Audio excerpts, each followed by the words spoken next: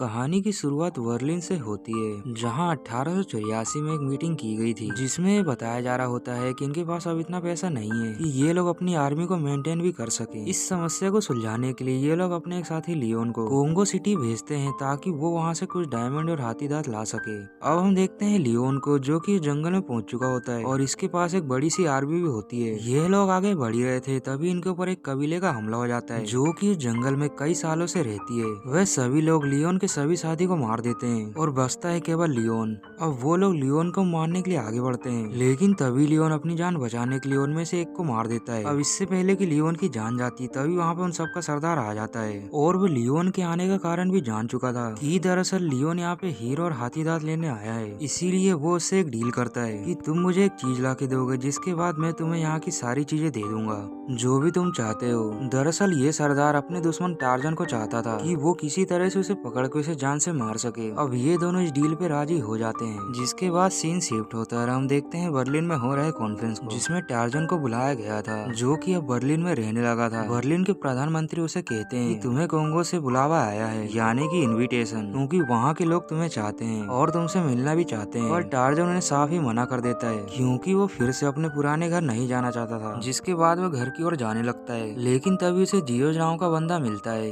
जो कि उसे समझाता है कि तुम्हें वहाँ जाना चाहिए, क्योंकि इस वजह से तुम्हारे पुराने रिश्ते भी ठीक हो जाएंगे। पर टार्जन कहता है कि वहाँ जाने में बहुत ही ज्यादा खतरा है, जिस वजह से अपनी पुरानी दुनिया में वापस नहीं जाना चाहता। लेकिन जियोज की बहुत कहने की वजह से आखिरकार वो मान जाता है। इसके बाद हम टार्जन का पास्ट देखते हैं, जहाँ कोंगो के जंगलों में टार्जन के पेरेंट्स फंस गए थे और उन लोगों ने वहाँ पर रहना स्टार्ट किया। लेकिन एक दिन अचानक टार्जन की माँ की मौत हो गई, जिसके बाद उसके डैड ने उसकी माँ को वहीं पर दफना दिया। और टार्जन अभी बहुत ही ज्यादा छोटा था, जिस वजह से उसके डैड काफी चिंता करते थे। लेकिन एक दिन उसके डैड पे भी गोरिल्ला ने हमला कर दिया, जिसमें उनकी जान चली गई। अब उन सभी गोरिल्लों ने देखा कि बच्चे की आवाज आ रही है, जिस वजह से वो लोग उसके पास जाने लगे। लेकिन टार्जन के पास सबसे पहले एक मादा गोरिल्ला आई, जिसके बाद खुद का भी एक बच्चा था, और वह टार्जन को देख के उसके अंदर की भावना भी जाग गई। इसीलिए उसने किसी को मारने नहीं दिया, बल्कि वो उसे अपने साथ ले गई। अब एक बार फिर से हम प्रेजेंट टाइम में आते हैं, जहाँ हम टार्जन की वाइफ जेन को देखते हैं, जो कि ढेर सारे बच्चों को टार्जन के बारे में ही बता रही होती है कि वह किस तरह से जंगल में सरवाइव करता था, और ये भी कि कांगो के जंगलों में जानवरों के बहुत ही बड़े आकार होते हैं। अब जेन को जानकारी हो जाती है कि टार्जन उस जंगल में फिर से दोबारा जाने वाला है,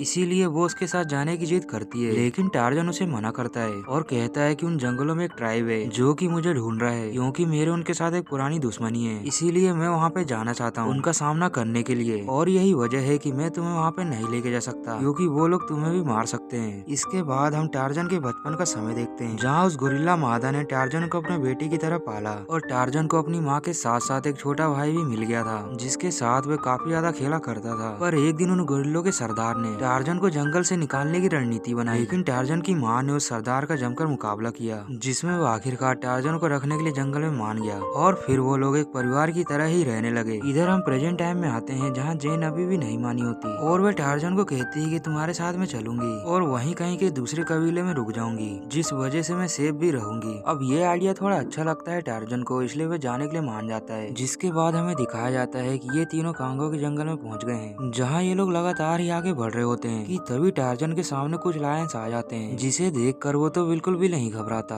बल्कि देखने में तो यही लग रहा था कि वे सभी लायंस उसका स्वागत कर रहे थे, बिल्कुल उसी तरह जैसे कोई लंबे समय के बाद अपने घर लौटता है। और ये सब जियो जब देखता है तो वो काफी ज्यादा घबरा जाता है कि ये सभी जानवर टार्जन से इतना फ्रेंडली कैसे हो सकते हैं। जिसके बाद हम देखते हैं एक बैंकर को, जिसके पास लियोन गया होता है, क्योंकि किंग ने इस बैंकर से ढेर सारे पैसे उधार लिए थे। इसीलिए लियोन उसे कहता है कि हम तुम्हारे सारे पैसे लौटा देंगे, और उसके बदले हमें तुम्हारी हेल्प चाहिए, जो कि ये होती है कि तुम्हें 20,000 सैनिक हमारे कांगो के जंगलों में भेजने होंगे। और बैंकर उसे साफ ही मना कर देता है और कहता है कि मैं बिल्कुल भी ऐसा नहीं करूंगा। पर लियोन उसे एक हीरा दिखाता है और कहता है कि सब कुछ मैं ठीक कर दूंगा। जिसके बाद हम इन्हीं तीनों को देखते हैं, जो कि कुबा कबीले में पहुंच चुके होते हैं, जहाँ का मुखिया इन तीनों का बहुत ही जोरों शोरों से स्वागत करता है, क्योंकि ये मुखिया जेन का ही पिता होता है और ये सभी उसके गाँव वाले थे। अब इस कबीले के लोग इन सभी से मिलकर काफी ज्यादा खुश होते हैं, और ये लोग आज की रात यहीं पे बिताने का डिसाइड करते हैं, जहाँ बैठे बैठे टार्जन अपने पुराने दिनों को याद कर रहा था कि वह किस तरह से यहाँ के जानवरों के साथ खेला करता था। और ऐसे ही खेलते हुए उसकी मुलाकात जेन से भी हुई कि दरअसल जेन जब जंगल में एक दिन घूम रही थी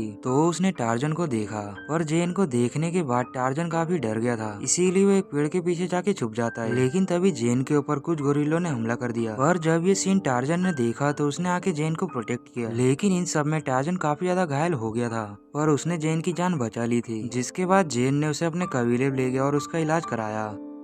इधर हम प्रेजेंट टाइम में देखते हैं जहाँ पे लियोन उन कबीले में आ गया होता है जहाँ पर टार्जन और उसकी वाइफ और उसका साथी होते हैं। यहाँ पर आकर लियोन उस मुखिया को मार देता है जो कि जेन के पिता होते हैं, जिसके बाद वे टार्जन को भी बंदी बना लेता है और उसके साथ बिल्कुल जानवरों की तरह व्यवहार किया जाता है। इधर लियोन जब देखता है जेन को तो वो उसे भी गिरफ्तार कर लेता है। अब लियोन टार्जन और उसकी वाइफ को वहाँ से लेके जाने लगता है, लेकिन तभी उन सभी के ऊपर जियोस गोली चला देता है, जिसकी वजह से टार्जन लियोन की चुंगल से भाग निकलता है। पर अब लियोन टार्जन के बदले उसकी वाइफ को लेके चला जाता है और जब सुबह होती है तो टार्जन वहाँ का नजारा देख के काफी ज्यादा गुस्से में आ जाता है और वो जियोज को गुस्से में कहता है कि तुम्हारी वजह से ऐसा हुआ है, क्योंकि तुम्हारी वजह से मैं यहाँ पे आया हूँ। अब ये लोग टार्जन को कैसे भी करके शांत करते हैं, पर टार्जन ये भी समझ चुका था कि लियोन उसकी वाइफ को लेके कहाँ जाएगा। इधर लियोन जेन से बता रहा होता है कि टार्जन को जिसका इन्विटेशन आया था वह इन्विटेशन दरअसल हमने ही उसे भेजा था, क्योंकि हम उसके बदले कोंगो के कबीले वाले को टार्जन को दे देंगे और उसके बदले में वो हमें ढेर सारा सोना और हाथी दांत देंगे, इससे हम लोग काफी ज्यादा अमीर हो जाएंगे। और जेन को जब इस बारे में पता चलता है तो वह लियोन से कहती है कि तुमने टार्जन को यहाँ पे बुला के बहुत ही बड़ी गलती की। इधर टार्जन उसी कबीले के कुछ लोगों को लेके उस रास्ते की ओर जा रहा होता है जहाँ पे उसे लगता है कि जेन दरअसल इसी रास्ते से होकर जाएगी। अब ये लोग एक बड़े से पेड़ के ऊपर चढ़ जाते हैं और ये लोग बड़ी बड़ी बेलों से होकर आगे जाने वाले थे, जिसमें टार्जन तो माहिर होता है लेकिन जियोज को डर लगता है। इसीलिए टार्जन उसकी हिम्मत को बढ़ाने के लिए उसे अपने साथ लेके जाता है और ये लोग ऐसे ही लटकते हुए कुछ ही देर में उस ट्रेन के ऊपर पहुंच जाते हैं जहां पर ये लोग दरअसल जाना चाहते थे। यहीं पर हम जान पाते हैं कि ये लोग अपने साथियों को जो कि बंदी बनाए गए थे उन्हें छुड़ाने के लिए आए थे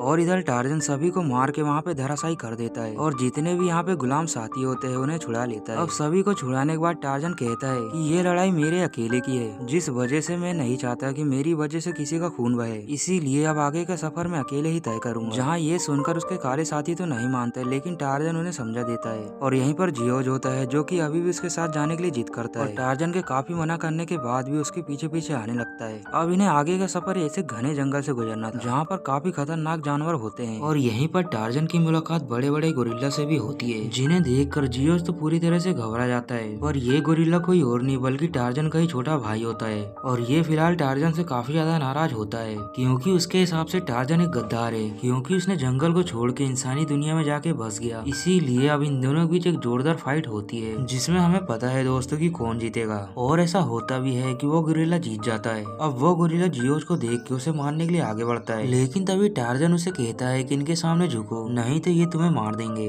अब झुकने की वजह से इनकी जान तो बच जाती है। पर वहीं दूसरी तरफ हम जेन को देखते हैं जो कि लियोन को चकमा दे के वहाँ से भाग जाती है और वो जंगलों के रास्ते होते हुए आगे बढ़ रही थी कि तभी उसके सामने एक बड़ा सा गोरिल्ला आ जाता है, जो देखकर तो उसकी सांसें थम जाती है। लेकिन तभी जेन उसके सामने झुकती है जैसा कि उसे टार्जन ने समझाया था।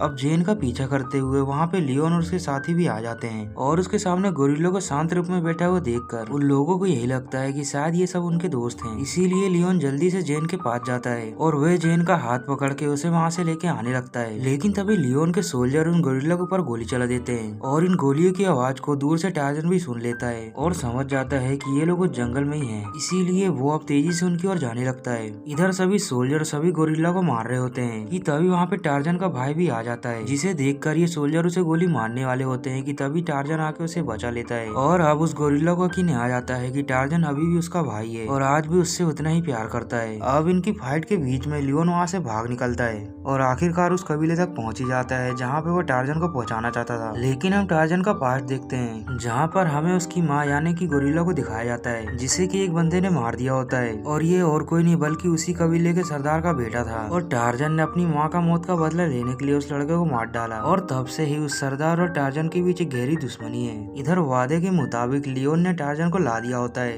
इसीलिए उसे वादे के मुताबिक ढेर सारे हीरे और हाथी दांत दे दिए जाते हैं। जिसके बाद हम उस सरदार और टार्जन के बीच एक गहरी फाइट देखते हैं जहाँ पर ये दोनों ही एक दूसरे को बहुत ही भयानक तरीके से मार रहे थे। लेकिन इसी फाइट के बीच में टार्जन उस बंदे को समझाने की कोशिश करता है कि लियोन और उसके साथी कांगो के पूरे जंगलों पे कब्जा करने वाले और उन लोगों ने इसके लिए 20,000 सैनिक भी यहाँ पे बुलाए हैं, इसलिए अच्छा यही होगा होगा कि तुम उनका साथ नहीं दो, क्योंकि वो तुम्हें भी जान से मार देंगे और तुम्हारा कबीला पूरा तबाह हो जाएगा। अब इसी बीच हम देखते हैं कि वहाँ पे टार्जन का भाई भी आ जाता है, जो कि अपने साथ ढेर सारे गोरिल्लों को भी लाया था, और ये सभी गोरिल्ले उन सभी कबीले वाले को घेर लेते हैं। अब टार्जन उस सरदार को कहता है कि तुम्हारे बेटे ने मेरी माँ को मारा था, इसी वजह से मैंने तुम्हारे बेटे को भी जान से मार दिया। अब इस बात को भी सरदार भी मान जाता है और उसे भी अब महसूस होता है कि उसके बेटे ने जो भी किया वो गलत था। इधर लियोन जेन को लेके वहाँ से काफी दूर निकल चुका था और तो और यहाँ पे 20,000 सैनिक भी आ चुके थे। अब ये देखकर टार्जन जंगल के जितने भी जानवर होते हैं उन सभी का साथ लेता है और जेन को बचाने के लिए निकल जाता है। अब सभी जानवर और टार्जन मिल के लियोन के काफिले पर हमला कर देते हैं, जहां लियोन अभी भी जेन को लेके वहां से भाग रहा होता है और वह अपनी जान बचाने के लिए जेन को रस्सियों के सहारे से उन जानवरों के बीच टांग देता है, लेकिन सही वक्त पे आके उसे टार्जन बचा देता है और जियोज को दे देता है। अब ये देख के लियोन एक बड़ी सी बोट के साथ वहाँ से भागने लगता है, लेकिन तभी टार्जन भी आके उस पर चढ़ जाता है, जहाँ फिर लियोन और टार्जन के बीच में लड़ाई होने लगती है, जिसमें एक समय ऐसा आता है कि टार्जन मरने वाला होता है और अपने शरीर का जोर दिखा के टार्जन उस रस्सी को तोड़ देता है, जिसके बाद वह लियोन को उठा के पानी के अंदर फेंक देता है, जहाँ पर ढेर सारे मगरमच्छ उसके ऊपर हमला कर देते हैं और इस तरह से लियोन मारा जाता है। लेकिन तभी उस नाव पे एक जोरदार धमाका होता है, जो देखकर सभी को लगता है कि टार्जन मारा गया। और जब इस धमाके को वो लोग देखते हैं, जो कि कांगो के जंगलों में कब्जा करने के लिए जा रहे थे, तो वो ये देख के काफी ज्यादा डर जाते हैं और वो लोग समझ चुके थे कि वो लोग यहाँ पे कब्जा नहीं कर सकते, इसीलिए वो लोग अपनी आर्मी को वापस ले लेते हैं। जिसके बाद हम देखते हैं कि टार्जन अभी भी जिंदा होता है और ये देख के उसके कबीले वाले बहुत ही ज्यादा खुश होते हैं। अब हमें कुछ टाइम बाद का समय दिखाया जाता है, जहाँ टार्जन इसी जंगल में रहने लगा और अब उसका एक बेटा भी होता है और यहीं पर यह स्टोरी एंड हो जाती है। आई होप कि दोस्तों आपको ये कहानी पसंद आई होगी।